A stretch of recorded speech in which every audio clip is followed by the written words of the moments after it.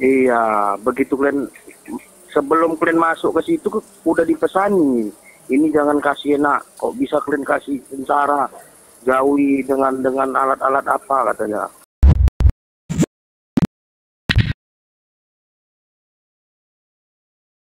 Banyak juga rekan-rekan yang bertanya mengenai apa yang saya alami selama saya ditahan di RTP Polrestabes Medan. Terutama bagi rekan-rekan yang mungkin sudah pernah melihat wawancara di podcast channel YouTube-nya Bang Haris Azhar.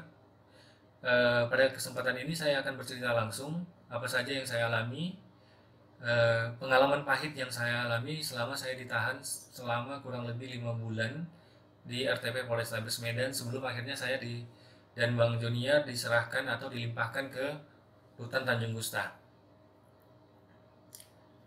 Sebelumnya saya sudah cerita, eh, kami satu malam ditahan di tahanan reskrim tanggal 18 Agustus sekitar pukul setengah 3 pagi. Kami ditahan di sana hingga sore harinya. Ternyata hingga sore harinya, lalu tanggal 19 sekitar pukul setengah 5, saya dan rekan saya Bang Jonier dipindahkan ke RTP Polrestabes Medan. Saya ditempatkan di blok D, sedangkan rekan saya Bang Jonier ditempatkan di blok C, teman-teman. Begitu masuk, saya langsung ditanya-tanya nih sama oknum napi yang ada di sana. Ini pengalaman pertama bagi saya ketika itu. Lalu saya diajak ke ruangan belakang, ada ruangan kecil, seingat saya sebelah kanan paling belakang ya dekat kamar mandi.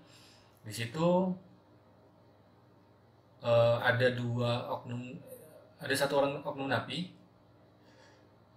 langsung menjelaskan ke saya bahwa setiap tahanan wajib membayar namanya uang kebersamaan. Saya diminta 2 juta uang kebersamaan. Katanya uang kebersamaan ini salah satunya contoh untuk beli air katanya. Untuk beli air, untuk diminum bersama-sama, air minum. Untuk beli air minum, lalu diminum bersama-sama. Um, saya tidak tahu standarnya berapa dan saya juga tidak yakin ini sebenarnya biaya resmi, tapi katanya untuk uang bersamaan ya. Lalu oknum napi ini juga menunjukkan kepada saya jika tidak membayar maka nasibnya akan sama seperti yang saat ini ada di belakang katanya di WC. Lalu saya diajak nih ke WC. Saya diajak ke WC. Pada saat itu saya diperlihatkan 3 orang dalam posisi berdiri di ruangan WC. Di situ ada 2 WC, WC jongkok 2, dan dalam satu ruangan kecil yang gelap. Di situ ada 3 orang kalau tidak salah pada saat itu posisinya berdiri. Jadi oknum napi ini menunjukkan inilah yang terjadi jika kamu tidak bayar katanya gitu. Jika tidak bisa membayar uang kebersamaan maka tidak boleh tidur di luar, tidak boleh tidur bersama tahanan lain, harus berdiri di atas WC.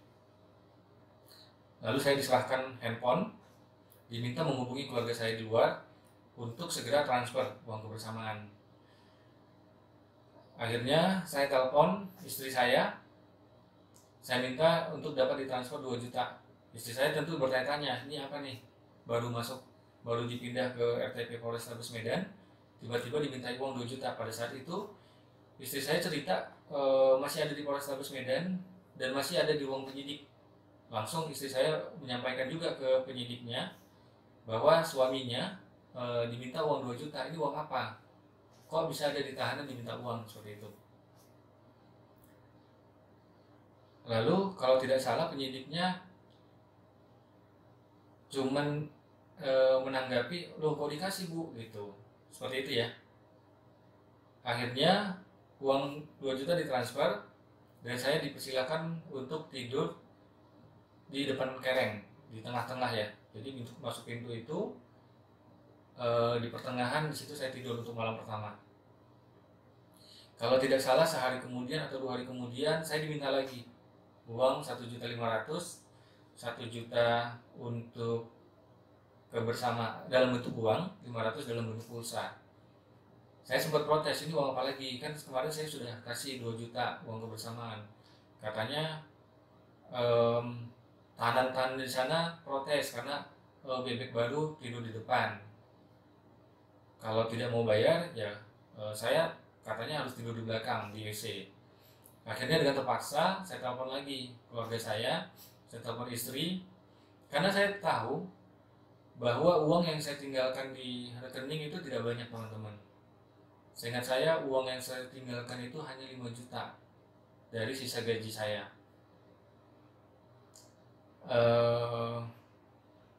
Dan istri saya juga menyampaikan bahwa uang yang ada sudah tidak cukup untuk kasih uang kebersamaan atau untuk ditransfer lagi. Akhirnya saya menelpon salah seorang rekan saya untuk meminjam uang, dan alhamdulillah teman saya ini walaupun tahu kondisi saya juga nggak tahu kapan akan bayar ya, karena dia juga tahu kalau saya lagi ditahan, tapi dia punya kebesaran hati untuk meminjamkan uang tersebut. Akhirnya yang memberi uang itu 1,5 juta itu ditransfer langsung dari rekening rekan saya, tapi dalam bentuk pinjaman. Itu terjadi terus menerus teman-teman. Berikutnya diminta lagi 1 juta, itu semua ada buktinya. Kita semua masih simpan bukti transfernya. Ada yang dalam bentuk uang transfer, ada dalam bentuk pulsa seperti itu. Alasannya macam-macam. Nanti alasannya katanya saya tidak boleh, saya dititipkan. Jadi oknum napi ini cerita memang bahwa saya di situ dititipkan jangan dikasih enak katanya. Jadi kalau mau tidak dikasih enak ya, jadi kalau mau saya tidak diperlakukan seperti pesanan dari oknum tersebut, maka saya harus bayar. Kalau tidak, saya akan tidur di WC. Memang sempat beberapa kali saya sempat tidur di WC. Saya sempat berdiri berjam-jam karena terlambat membayar. Begitu terjadi terus menerus sampai menurut istri saya yang ditransfer itu ada mungkin sekitar 12 juta. Tapi kita cuma punya bukti ada sekitar 11 juta. Uang bukti transfer dalam bentuk uang, transfer dari bentuk pulsa. Jadi menurut napi tersebut, apa yang saya alami di situ karena dipesankan oleh salah seorang oknum bahwa saya tidak boleh dikasih enak, disuruh tidur di WC, tidak boleh tidur di depan.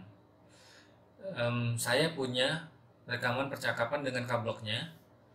Nanti saya akan share, saya akan upload juga berdasarkan keterangan langsung dari kabloknya, bahwa ternyata sebelum kami dipindah ke blok RTP Polrestabes Medan itu, ternyata ada salah seorang oknum yang sudah memanggil kablok ini dan menyampaikan bahwa nanti akan ada tahanan baru, bebek baru, YouTuber katanya, nanti katanya jangan dikasih enak, pakai apa aja untuk suruh siksa, seperti itu. Iya, begitu kalian sebelum kalian masuk ke situ udah dipesani. Ini jangan kasih enak, kok bisa kalian kasih sengsara, jauhi dengan alat-alat apa katanya. Dan parahnya lagi, oknum ini mencatut salah seorang petinggi, katanya atas perintah beliau, yang tentu di luar dugaan kami, karena selama ini kami selalu berkoordinasi dan setiap ada temuan kami selalu lapor ke beliau. Jadi rasanya kami sulit untuk mempercayai hal tersebut, tapi faktanya si kablok ini, saya rekam pembicaraan itu, mengatakan seperti itu. 24 jam saya tidak pernah tenang ada di dalam. Jadi siksaan dan pemerasan yang saya alami itu kurang lebih 2,5 bulan ya awal, sebelum akhirnya saya diselamatkan oleh Ombudsman RI, dipindah ke blok lain. 2,5 bulan saya mengalami apa yang dibilang jangan dikasih enak tersebut.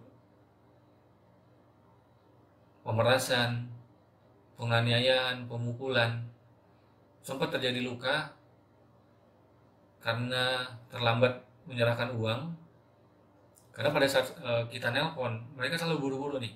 Nelpon kelihatan kayak susah untuk transfer, akhirnya langsung dipukul, seperti itu. Dan posisinya di dalam tahanan itu jumlahnya 120 orang di dalam blok itu. Posisinya saya tidak bisa melawan karena mereka banyak. Dan itu juga yang dialami oleh tahanan lain, terutama bebek baru ya, istilahnya untuk tahanan yang baru masuk. Tapi apa yang saya alami paling parah ya. Jadi apa yang saya lihat di sana, cuman saya yang paling parah diperlakukan seperti itu. Tahanan lain begitu, cuman diminta uang kebersamaan 1 juta, bisa dicicil. Setelah kasih uang 1 juta, tidak pernah diganggu lagi. Tapi yang terjadi kan dengan saya, mungkin karena dipesenin untuk tidak dikasih enak tersebut, terjadi terus menerus. Jadi selama 2 bulan setengah di Blok D, saya tidak pernah tenang, tidur tidak pernah nyaman, tidak pernah tenang. Bahkan beberapa hari saya tidak dapat tempat tidur. Posisi saya harus tidur itu posisi duduk. Jadi benar-benar tersiksa teman-teman. Sampai saya berpikir ini adalah neraka dunia karena kondisi di sana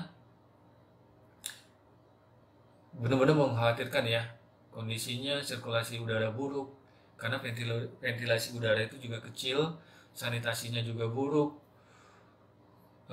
Berdasarkan informasi teman-teman di sana juga over kapasitas sehingga menyebabkan hawa di sana itu begitu panas. Jadi semua tahanan itu tidak ada yang pakai baju teman-teman, saking panasnya tidak ada yang pakai baju. Bahkan ada beberapa yang hanya menggunakan celana dalam di dalam tersebut karena kan ini khusus cowok ya. Lalu mungkin karena panas, seminggu pertama barulah muncul di badan itu merah-merah seperti biang keringat, mungkin karena panas berlebih. Dari situ muncul penyakit-penyakit kulit ya, merah-merah, gatel, bisul. Terus yang paling parah itu bara ya katanya. Jadi selain bisul ada yang paling parah itu bisul bara, sejenis bisul. Tapi kalau bisul itu matanya cuma satu dan ukurannya kecil. Sedangkan bara ini matanya banyak dan tidak timbul teman-teman. Matanya itu ada di dalam, jadi harus dikorek. Bisul pertama yang saya alami itu terjadi di Blok D tersebut. Terjadi di sini nih. Ini mungkin masih kelihatan ada ini ya. Bulat di sini agak cekung nih. Ini bekas bara. Jadi saya langsung, kalau tidak salah katanya ini di 1 bulan pertama muncul bara di sini. Alhamdulillah saya selamat karena selama saya di sana sudah ada 3 orang yang meninggal dan itu saya lihat dengan mata kepala saya sendiri. Berdasarkan informasi teman-teman di sana sebelum saya masuk pun sebenarnya katanya sudah ada 4 orang yang meninggal. Lalu ketika saya di sana, saya melihat dengan mata kepala saya sendiri itu ada 3 orang yang meninggal. Bahkan ada yang baru masuk sekitar 2 minggu meninggal. Ya kita tidak tahu meninggalnya karena apa. Tapi yang jelas proses sakaratul mautnya itu saya bisa saksikan sendiri, itu benar-benar tersiksa ya. Bahkan ada salah seorang bebek baru yang meninggal itu posisinya mengeluarkan kotoran.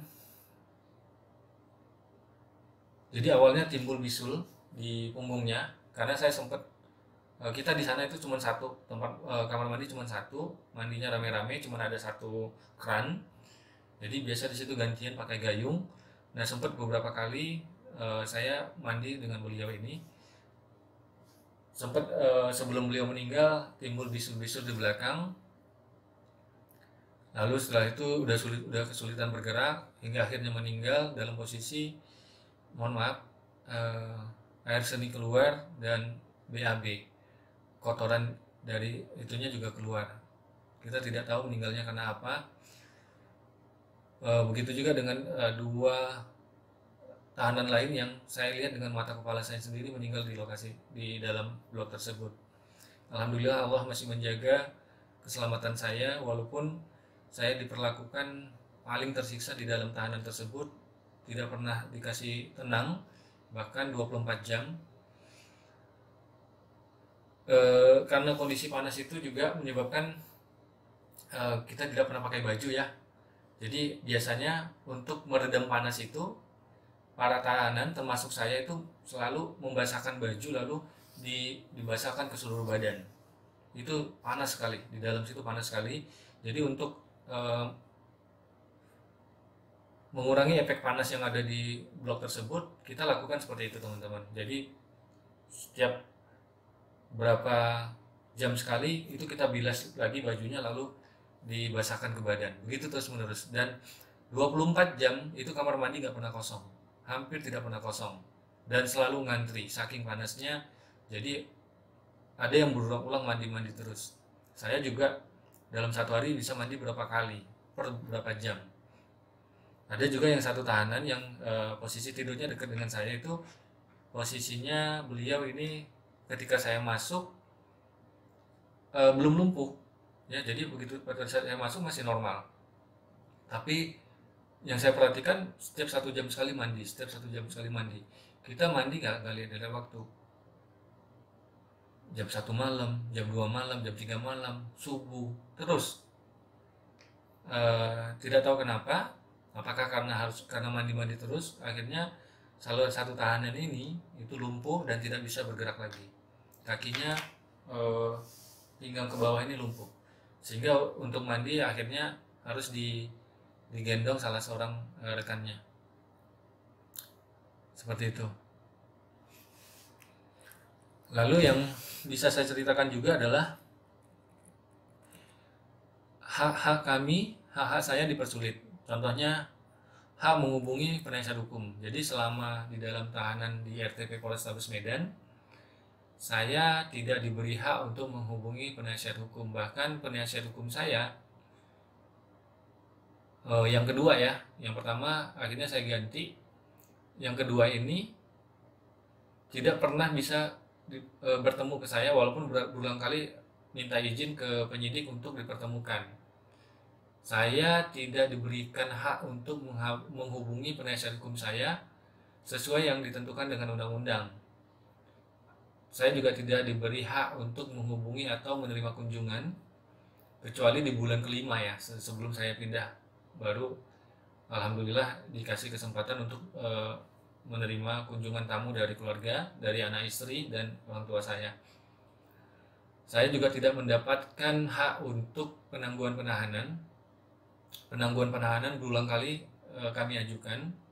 Ketika ditangkap pertama kali, PH langsung mengajukan surat penangguhan penahanan dan surat jaminan dari istri malam itu juga sebelum saya ditahan, tapi tidak disetujui, katanya tergantung pimpinan. Lalu pada saat ganti PH kedua diajukan lagi surat penangguhan penahanan beserta dengan surat jaminan dari keluarga ya, dari istri. Akhirnya pada saat setelah dilimpahkan ke kejaksaan, saya ganti lagi untuk PH yang ketiga, diajukan lagi surat pengajuan penangguhan beserta jaminan, itu juga tidak disetujui. Begitu juga pada saat diajukan ke hakim juga tidak disetujui. Jadi hak saya untuk mendapatkan penangguhan penahanan tidak pernah dapat. Lalu hak-hak yang berhubungan dengan perkara untuk kepentingan pekerjaan atau kepentingan keluarga tidak pernah diberikan.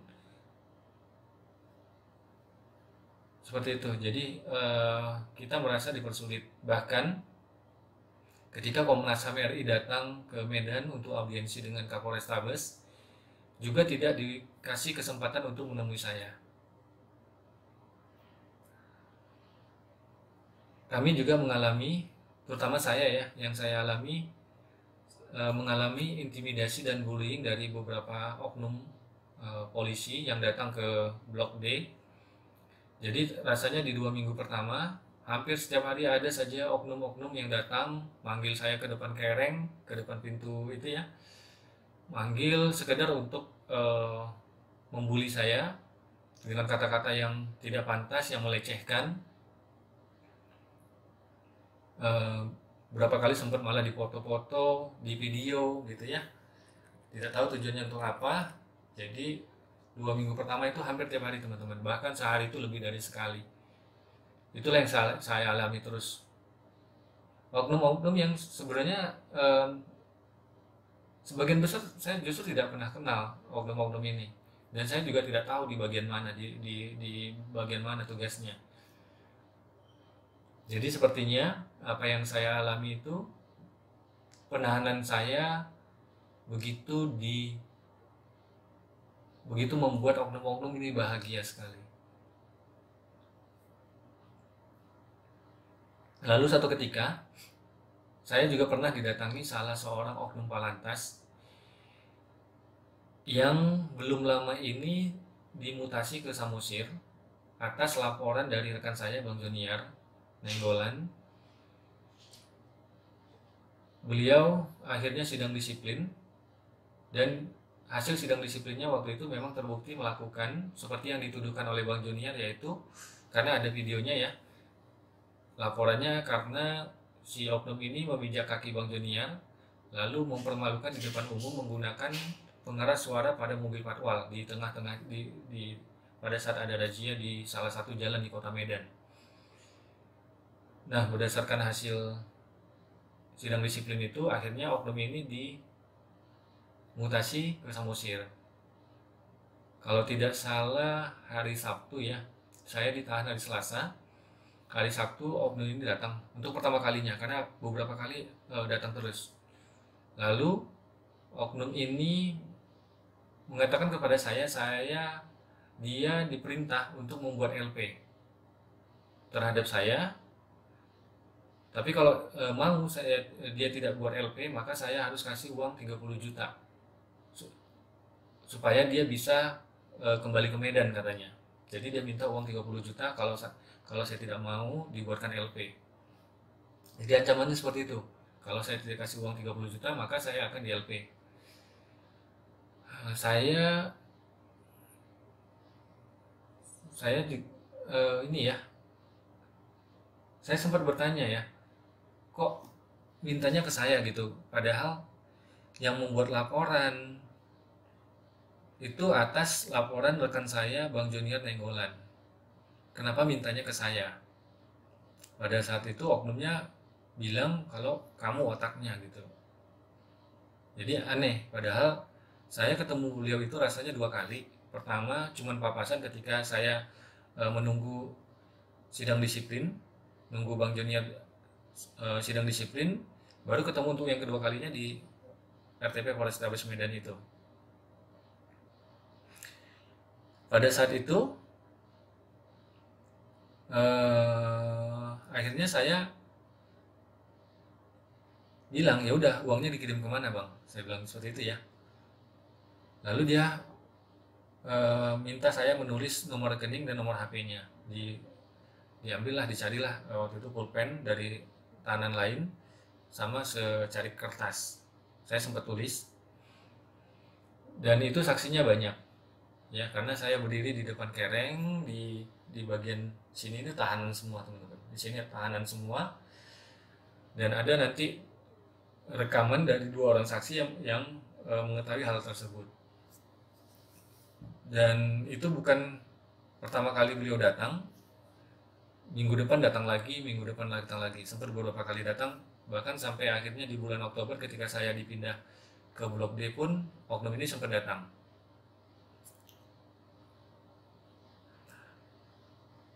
Dan yang saya ingat, dia mengatakan bahwa saya merekayasa video. Kami merekayasa video yang dilaporkan rekan saya ke Propam Polrestabes Medan. Jadi katanya video pada saat mijak kaki itu direkayasa. Seperti itu ya. Padahal itu kondisi benar-benar terjadi, dan sebenarnya saya tidak ada kaitannya. Karena untuk 2 kali kejadian tersebut yang dilaporkan Bang Junior, saya tidak ada bersama Bang Junior. Saya tidak ada hubungannya. Bahkan saya bertemu beliau pun dan berkomunikasi langsung pun pada hari itu aja, ketika beliau datang ke Blok D.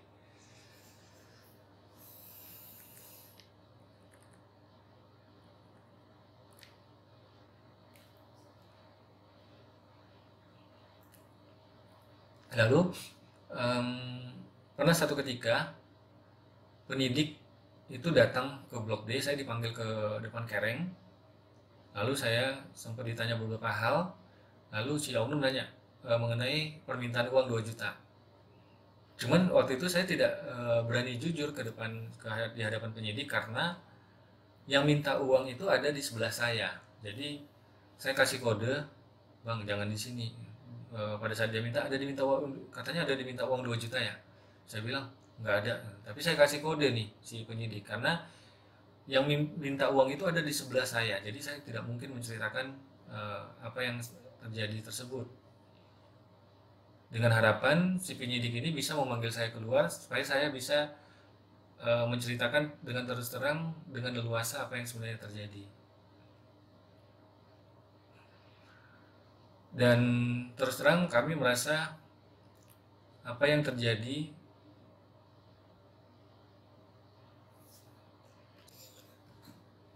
saya sempat mengalami luka bekas pukulan. Pada saat itu salah seorang oknum napi menghantam saya beberapa kali di bagian sini. Di bagian sini sempat ada bengkak dan luka ya teman-teman di sini, di bagian kepala, di bagian kepala sini, lalu di bagian badan sempat luka. Dan oknum napi tersebut sudah dipesankan untuk jangan pernah saya pegang HP katanya, supaya saya tidak bisa menginformasikan apa yang saya alami di dalam. Jadi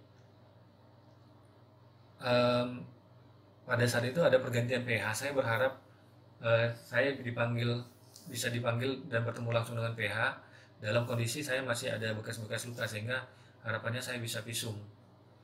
Tapi sayangnya hingga bekas luka itu hilang, saya tidak diizinkan juga untuk menemui PH ataupun menemui keluarga, sehingga saya belum sempat melakukan visum. Tapi untuk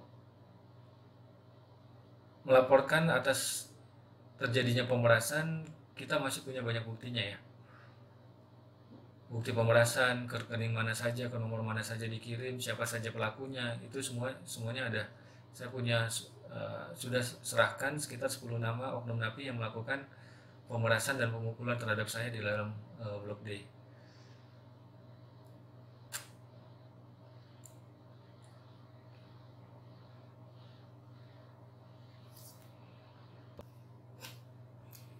Ketika saya ditahan, saya itu sedang bawa mobil, Bang Zonia sedang bawa motor ya. Jadi mobil saya juga ditahan. Ketika dilimpahkan ke Kejari, sebelumnya sejak awal kami sudah mengajukan pinjam pakai mobil ya. Sejak saya ditangkap pun PH sudah mengajukan untuk pinjam pakai mobil tapi tidak disetujui. Lalu sekitar bulan November dilimpahkan, saya dan barang-barang bukti dilimpahkan ke kejaksaan. Di situ pun kita mengajukan penangguhan penahanan beserta surat jaminan dari keluarga, jaminan tidak melarikan diri atau menghilangkan barang bukti. Lalu juga mengajukan surat pinjam pakai mobil. Alhamdulillah disetujui. Nah, pada saat itu baru ketahuan ternyata banyak barang-barang di dalam mobil saya yang hilang, terutama barang-barang berharga. Ya, baru diketahui hilang. Bahkan yang paling parah, tutup pentil pun hilang. Ya, jadi memang tutup pentil mobil saya itu udah saya ganti yang beli ya, yang besi. Itu pun hilang. Warna biru. Kalau nggak salah, saya beli ketika saya keluar kota. Saya belinya kalau nggak salah di daerah tebing tinggi. Saya pasang, itu hilang. Tutup pentil hilang. Banyak sekali barang-barang yang hilang. Nanti saya akan ceritakan dan tunjukkan list barang-barang berharga saya yang hilang dari dalam mobil. Salah satunya jam yang biasa saya pakai ya. Saya punya jam Alexander Christie. Ada 2 jam yang hilang di dalam mobil, jam saya dan jam istri. Jam istri juga itu hadiah dari saya ketika istri saya ulang tahun. Kebetulan pada saat kami dari Pekanbaru, baterainya habis. Saya berencana untuk mengganti baterai, jadi masih ada di dalam mobil, itu hilang teman-teman. Ada juga kartu e-tol. Seingat saya masih ada saldo sekitar 1,2 atau 1,3 juta di dalam. Karena saya sering traveling, tugas dinas luar kota, jadi saya sering ke tol. Karena tiap hari pun untuk ke kantor distributor di daerah Tanjung Mulia saya pasti melewati tol. Jadi saldonya itu banyak. List barang-barangnya nanti akan saya jelaskan secara detail pada video berikutnya. Kalau tidak salah sekitar tanggal 27 Agustus sekitar jam 10 malam. Untuk teman-teman banyak yang bertanya kenapa tiba-tiba video saya hilang, video di channel YouTube Bang Junior juga hilang. Saya akan ceritakan kejadian sebenarnya. Jadi seingat saya sekitar tanggal 27 Agustus malam kami jam 10 di Bon oleh Juper. Kita langsung ke ruangan penyidik. Di sana PH saya menyampaikan udah videonya dihapus saja.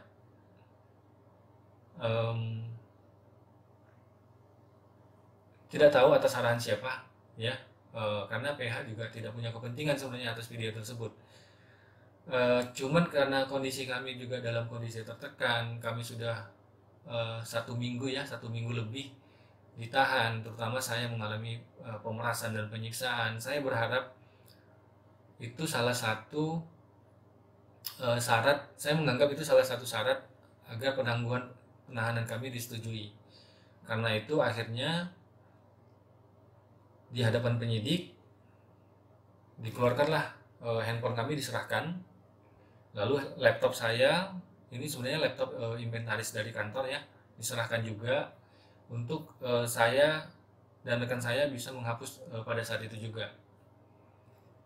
Jadi proses penonaktifan video-video di channel YouTube saya itu terjadi di ruang penyidik. Prosesnya terjadi hingga pukul 2 malam, 2 dini hari kalau tidak salah. Karena untuk di channel YouTube saya sendiri ada 264 video, belum lagi postingan-postingan lain terkait pungli. Itulah yang sebenarnya terjadi. Jadi kalau dibilang dipaksa, tidak, cuman diarahkan untuk menghapus video dengan berat hati ya, karena isinya adalah banyak bukti-bukti yang penting, maka tidak mungkin kami menghapus video tersebut. Akhirnya kita nonaktifkan saja.